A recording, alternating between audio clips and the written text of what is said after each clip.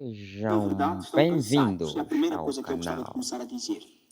Eu não Estamos, gostava de começar a falar vamos de ouvir expectativas o que antes de dizer o como é que os jovens se Ivander encontram agora. Sigaval tem Fazer um a nos balanço dizer atual com relação quando ao estava cenário e ao no estado em que os programa jovens Direito à encontram-se nos dias Opinião da atuais. TV Os jovens Sucesso, frustram-se onde ele principalmente expressa o porque seu sentimento aparentemente de um não se jovem consegue moçambicano. perceber um conceito de Se democracia. subscrevam ao Este canal, país é um deem um país que like para está, na gente, que a gente verdade, a continue usar uma fornecendo Constituição da muitas República que novidades prevê da e apoia a juventude questão das e no geral da democracias. política E estas moçambicana. democracias significa deixar o povo fazer a sua escolha em função daquele que realmente deve governar.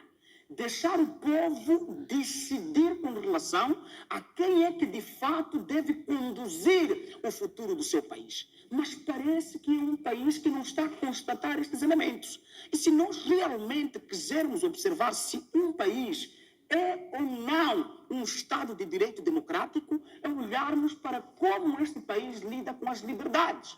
Este país é um país que, se nós formos discutir as questões básicas e fundamentais da Constituição, não está a observar. É um país que atropela, pontapeia, enxota a sua própria Constituição. Direitos, elementos fundamentais que têm que ser observados, não estão a ser observados neste país. Portanto, para mim, eu acho que é um erro aparecermos aqui todos a querer fazer uma perspectiva sem antes resolvermos os problemas. É tipo você querer passar ligadura numa chaga, numa ferida que você não lavou, uma ferida que você não limpou. A probabilidade de você ter problemas maiores que os que tem é na verdade, um fato incontornável. Portanto, este país é um país que vive de promessas. É um país que, desde o período pré-eleitoral, em que os candidatos apresentam os seus manifestos, é verdade que os manifestos ainda não constituem um plano de governação.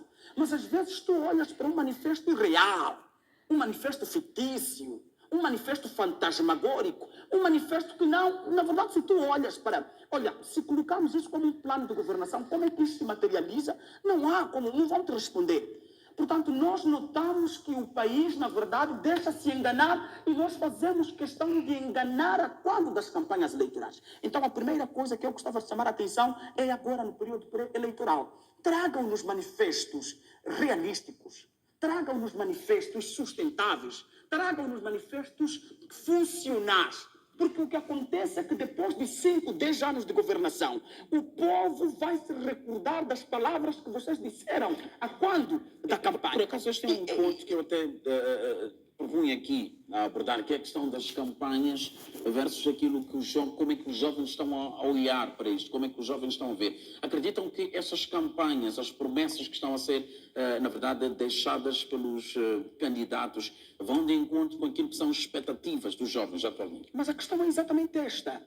É que se o que é dito na campanha se aplicasse, o país não estava como estava. Como está, melhor dizer. Não estaria a enfrentar problemas básicos como temos estado a enfrentar atualmente.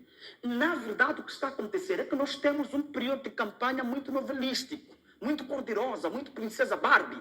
E nós, na verdade, não cumprimos com aquilo que é o básico. Vamos lá, princesa Barbie está falando. O povo moçambicano, Dada, está à procura de um governante que vá ser realista, vá abraçar a verdade, vá se comprometer, não a prometer muito, a prometer pouco, mas a cumprir as promessas que faz. O que o país quer é um país ou é um governante, através do seu governo, que vai, de certa forma, responder às necessidades básicas e fundamentais. Eu volto a dizer. O que está a acontecer é que nós temos, de fato, candidatos que estão a aparecer a dizer aquilo que o povo quer ouvir e não aquilo que o povo precisa. E o que eu estou a tentar te dizer é que na campanha, na pré-campanha, nós não queremos ouvir aquilo que o povo quer, que você não vai cumprir. Nós queremos ouvir aquilo que é realístico. E os candidatos, infelizmente, não nos trazem isso. Fazem promessas que, no final do dia, se o povo aparece a cobrar, não está a ser respondido. Um exemplo concreto que eu estava a tentar dizer aqui é que é da responsabilidade do governo garantir a provisão dos serviços básicos. Nós, enquanto povo, nós não estamos a pedir muito, porque aparentemente estamos a reclamar demais, mas não. Nós queremos a provisão dos serviços básicos. Os serviços básicos é educação de qualidade, acesso à educação, é saúde, acesso à saúde. São questões ligadas à proteção, à alimentação. Estas questões constituem serviços básicos, infraestruturas. Se nós formos fazer uma análise dos 50 anos desde que Moçambique está independente, em termos de infraestruturas, o que é que nós vamos encontrar no país? O que é que realmente melhorou? O que é que vocês pedem, por exemplo, para um jovem de 50 anos? Nós esperamos que um jovem de 50 anos já não dependa do básico, porque parece que é um Moçambique que a cada dia está, na verdade, a se apoiar ao que está a receber dos financiadores a nível externo e tal. Não conseguimos criar políticas, reformas que nos permitam aqui internamente de produzir, que nos permitam ter nossas próprias indústrias, que nos permitam aqui ter um espaço em que os jovens moçambicanos, através destas indústrias, consigam, ter oportunidades de emprego, consigam. O que é tudo ficção? Não se pode admitir que num país com jovens altamente treinados, capacitados, instruídos, jovens que o próprio governo gastou pilhas de dinheiro para investir nos seus estudos na Europa, nas Américas, e estas questões todas voltem para o país e não sejam usados, sejam marginalizados. Se nós formos olhar para o número de jovens que foram formados fora, o governo pagou a sua escola, mas que estão cá marginalizados. Se nós formos olhar para o número de engenheiros que estão neste país, mas não estão a exercer as atividades pelas quais foram treinados, é assustador. Está aqui, na verdade, uma certeza mais do que inequívoca de que este país, na verdade, não está muito preocupado com mudança. Porque se realmente este país quisesse mudar, a primeira coisa que nós íamos observar com cuidado é a capitalização dos jovens. Este país há jovens treinados. Neste país há jovens instruídos. Neste país há jovens que realmente têm algum tipo de opinião com relação a como podem ser realmente as políticas para o bem-estar social. Mas o problema é que este país não quer. Ok? A comunicação? Não. Ok, tudo bem. O problema é que este país, na verdade, não quer jovens que realmente conheçam.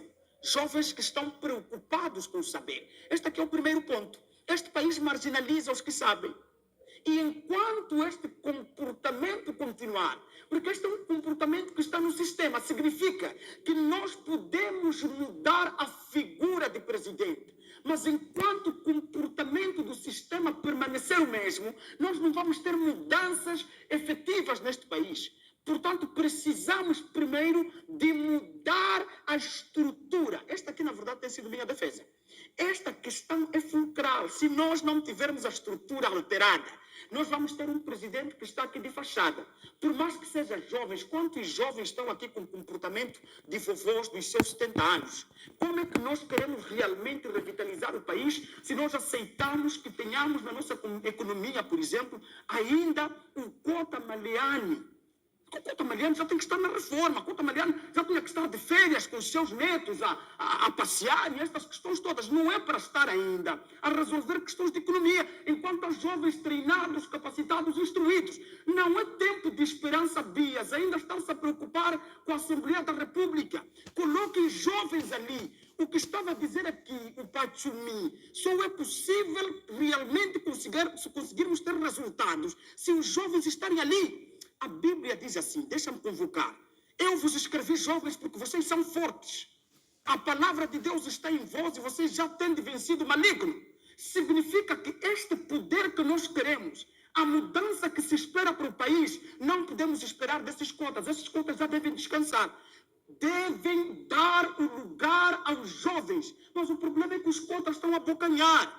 Tanto que nas instituições públicas e privadas, você há de ver que os cotas não querem dar espaço aos jovens. Quando aparece um jovem a querer dar algum tipo de sugestão a um cota, parece insulto.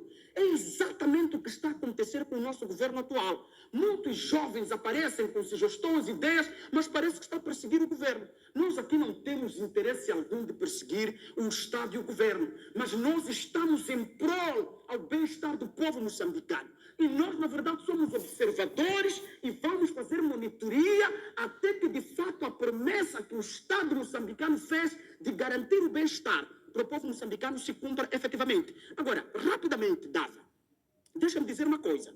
Nós queremos um país que realmente observe. Não é a presidência não é um lugar para brincadeira. A presidência não é um lugar para memes. A presidência não é um lugar para desfilar a quantidade de fatos que você tem. A presidência, na verdade, é uma posição de grande responsabilidade. Estamos a dizer que o senhor é um representante máximo de uma nação. Logo, este candidato que for vencedor das eleições tem que ter algumas capacidades. E eu acho que, mesmo quando dos manifestos eleitorais, nós temos que ter uma escola que realmente faz com que estes candidatos passem para ver se estão treinados diplomaticamente para assumir a posição de presidência da República. Um presidente tem que se comunicar de forma fácil, tem que ter uma comunicação invejável. Os jovens com comportamento de velhos têm que escovar para, de certa forma, conseguir ter pão para os seus filhos. Os jovens, muitos. Vocês recebem, até aqui na TV Sucesso, vocês recebem muitos destes.